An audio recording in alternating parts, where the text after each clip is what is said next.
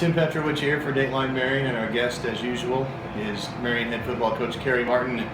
The Wildcats find themselves in a position that you haven't been in a couple years. You're 0-2 heading into Week 3, and I guess it doesn't get any easier with the opponent coming up in Week 3, but let's go back and talk a little bit about last week's game, a 35-28 overtime loss to Dunlap, and a game where when we talked after the game, a lot of opportunities for the Wildcats to have pulled that one out.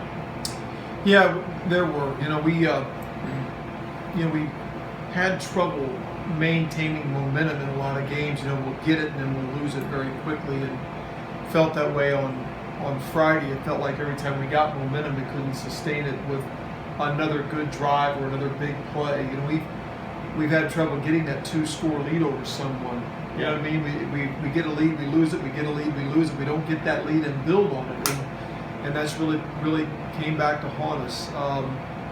You kind of feel like some breaks that you normally get, you aren't getting. And I really felt like our kids did a great job of battling in that ball game. Things were not easy in that ball game. Drives weren't easy, but we made the most of some big plays and some big opportunity on special teams. But it just came down to they made a few more plays late in the game than we made, and that's I think has been the difference in the first two games.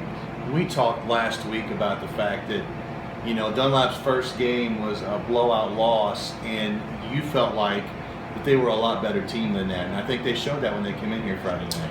Yeah, well, based on their track record and their past success, and talking to other coaches and reading what Coach Doherty at Galesburg said about that game, they didn't think the game was as bad as the score looked.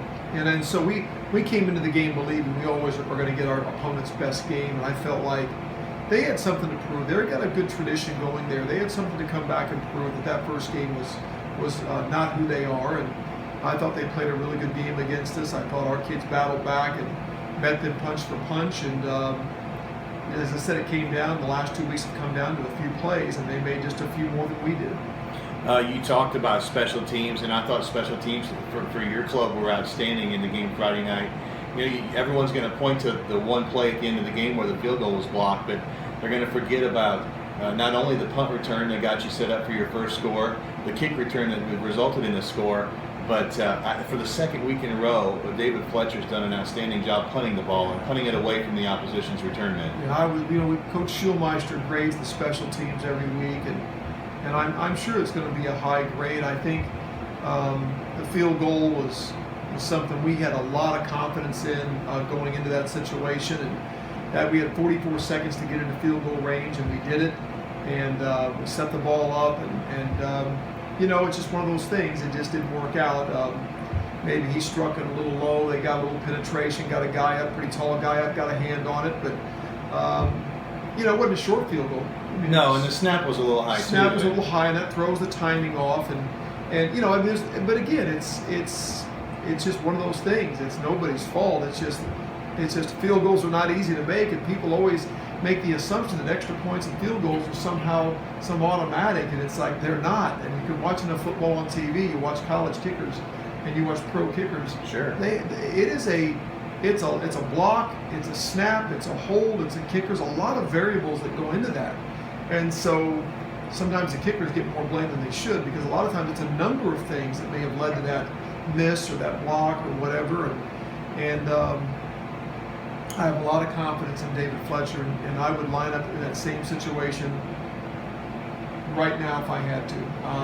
He's going to make some big winning field goals for us, I guarantee you, in the next 2 years or so. And I'm confident that he's a good kicker. Well, it was only 36 yards, well within his range, and again, just an inch or two here and there in each aspect of the execution was a big difference. You're exactly right. And then when you get into the fine tuning and kicking, it can be just a little variation one way or the other can cause that. And so, he's a first-year kicker.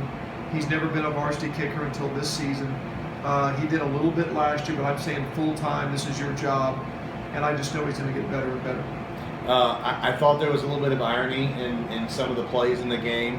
After Jaden Lacey got burned on a tip pass in the Haywood game, that was caught for a touchdown, he picked off 2 tip passes Friday night. I thought that was a nice thing for him because he got burned on it once before. Now he got the opportunity to burn somebody. Yeah, that's good. And he's a big play kind of player, and Jaden, whether it's a kick return or a pass or whether it's an interception, he makes things happen. He's always around the ball, and he's done a great job of finding his way into big play situations so far this year. Probably the one thing that maybe surprised me a little bit was that offensively, you kind of struggled getting into a rhythm a little bit. And this is a team that, in the first game, offense wasn't really an issue, and you put up a lot of points this last week, but there was a little bit of a struggle getting into the rhythm offensively. Yeah, and I'll give them credit. I thought their kids on defense, man, they really came to play, and I think physically they got the best of us in the first half. I think we did much better in the second half with some things, and went to some spread stuff I thought really helped us, but it kind of loosened them up a little bit. But I thought their defense did a really good job, game plan wise and execution wise, and I thought they just had a good game plan. I think our kids felt that early, and we had to go to some different blocking schemes and make some adjustments, and then we started getting some yardage. But yeah, I think you're right. It's we're not accustomed to being held to so few points early in the game, and I thought that X's kick return really helped give us some life offensively. Let's talk about the game coming up. You're playing against a team that you're familiar with in Galesburg. Right. Their first 2 weeks, they've outscored their opposition 91-20. And you knew coming in they were going to be good. They had a lot of people back from last year's team. You guys pulled out a tough win late in that game last week. Of course, 2 names that stick out that really did some damage against your club were their quarterback, Jacob Ross, and their running back, and his first name's DeAndre, but I can't think of his last name, DeAndre Morin. 2 pretty good, solid ball players to build around. Yeah, and I think they're better. I mean, obviously they've gotten better in the off season. They've gotten stronger, and you can tell that in DeAndre. And I, it's one of those things in the off season. We looked at a lot of film, of course, and you're breaking down your opponents and seeing who they have back. And I kept looking at the Galesburg roster from last year, saying, well, he's back, and he's back, and he's back. You're watching the film, you're getting numbers, and this whole football team is back. And so they expected, I think they fell a little short last year, of course, with their expectations, and I think they expect to have a good year. I think they're off to the kind of start they were hoping to be off to, and it's going to be the 3rd big challenge for us in a row. And as I tell the kids, we just got to keep getting better and keep trying to close the gap and keep making improvements and get a win. Is it better or worse to play a team that you played before knowing all their personnel? Because, I mean, you know their personnel and you know what they do, but you also see how much the personnel have improved.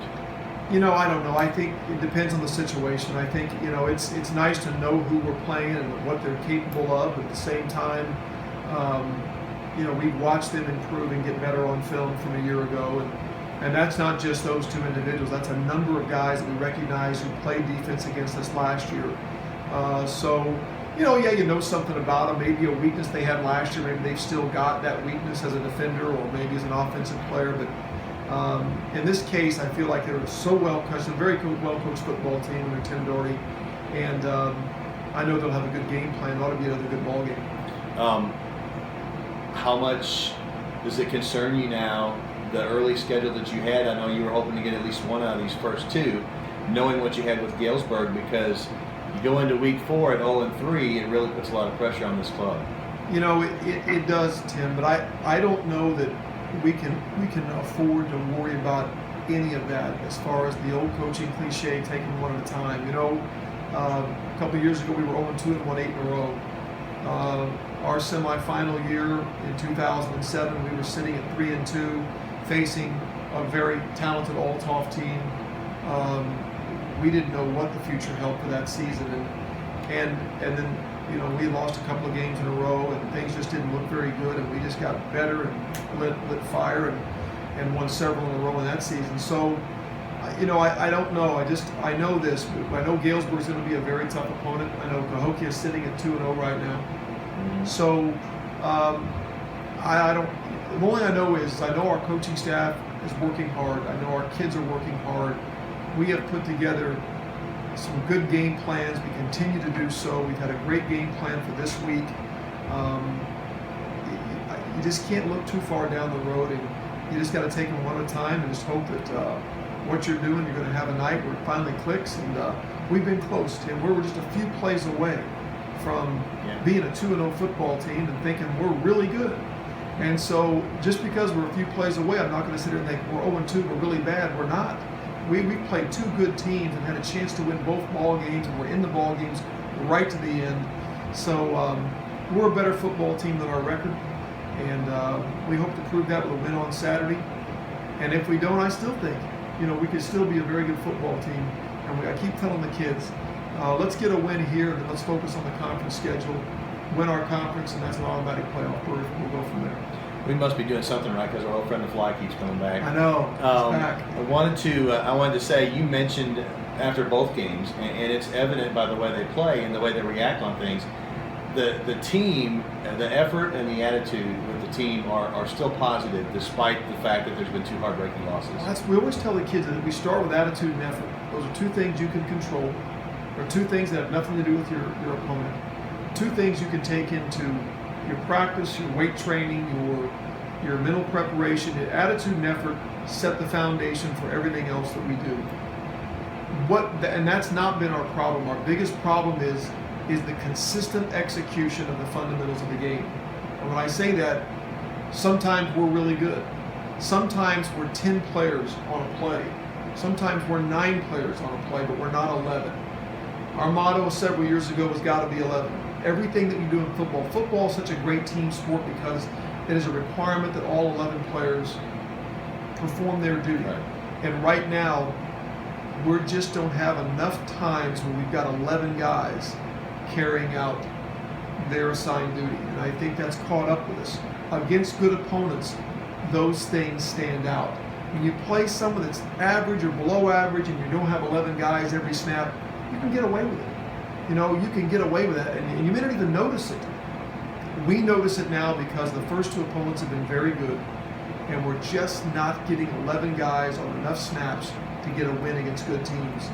And I'm hoping, Tim, that we're getting better from this, we're growing from this, and it's going to pay dividends starting this week, starting with the conference schedule, week 4, week 5. We're going to start putting a run together. A little bit different situation this weekend with the Saturday afternoon game, Galesburg making the long trip.